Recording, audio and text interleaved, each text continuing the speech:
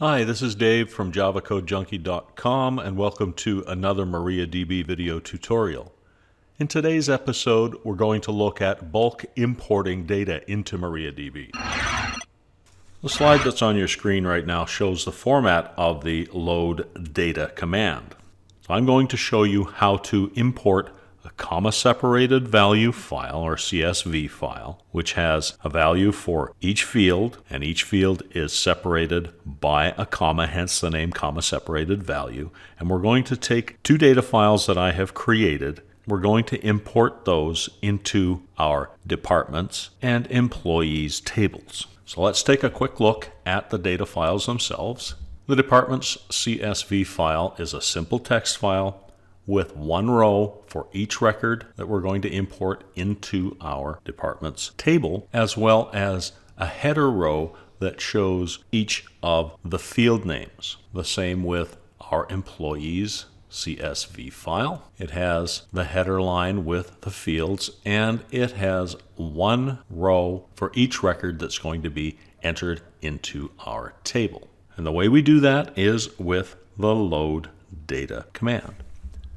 So let's start with the department's CSV file. It's LOADD DATA LOCAL INFILE, and then we specify the full path name of the file. Since I'm operating on a Windows system, c:/temp/departments.csv. For readability, I can have this command span multiple lines. And I'll put the end of command terminator, which is our semicolon, at the end of our last line.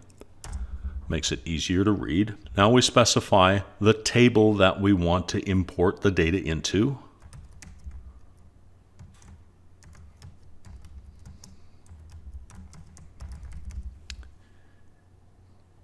Next we specify the field terminators, which is our comma in a comma-separated value file.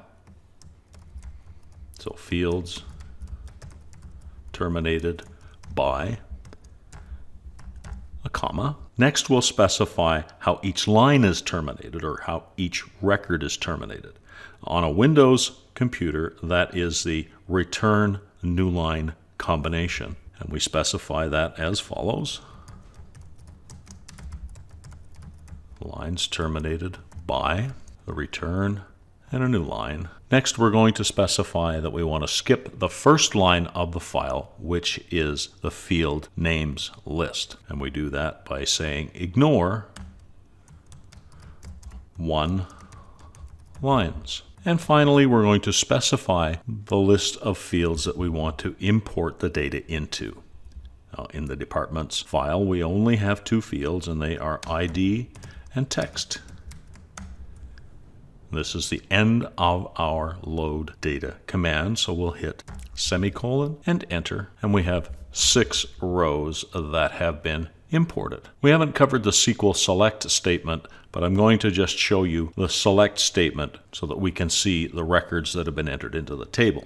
And we're going to cover the select statement in the next video. So select statement simply reads data out of a table or combination of tables.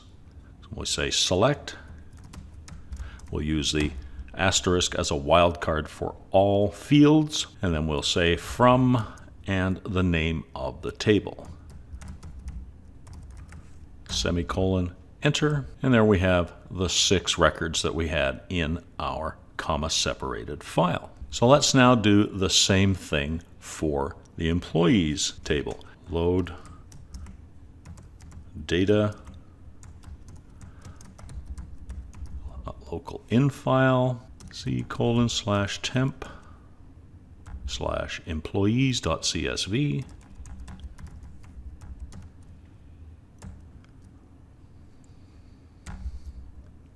Into table employees.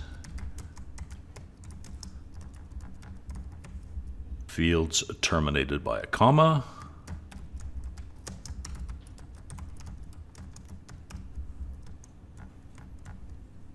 Lines terminated by the return new line combination.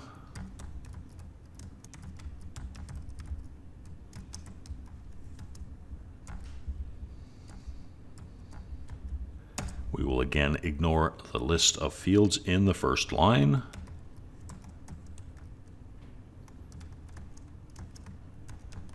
And we will specify the list of fields that we want to import data into. ID, employee ID,